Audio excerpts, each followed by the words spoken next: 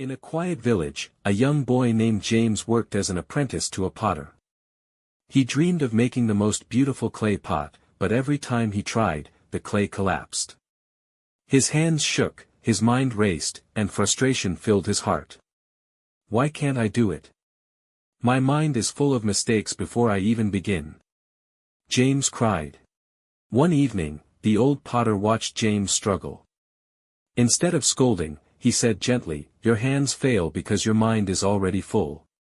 Clay listens to silence, not noise." James frowned. How can clay hear silence? The master only smiled, "Empty your mind tomorrow before touching the wheel." The next morning, James woke early and sat by the river.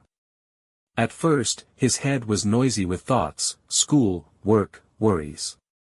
But then, he listened, the flowing water, the birds, the soft wind. Slowly, his racing thoughts calmed. For the first time, his heart felt light. Later that day, James touched the clay again. This time, something was different. His hands moved steady and calm.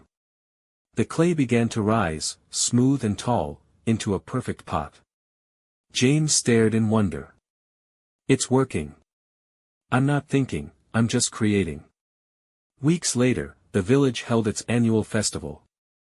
James presented his pot. People gathered, amazed at its beauty. "How did you make something so perfect?" they asked. James smiled softly, "By letting go of perfection." After the festival, the master told him, "Your pot is not just clay. It is the shape of your calmness. Remember, the greatest creations are born when the mind is still." James bowed his head, realizing his journey was not only about shaping clay, but about shaping himself.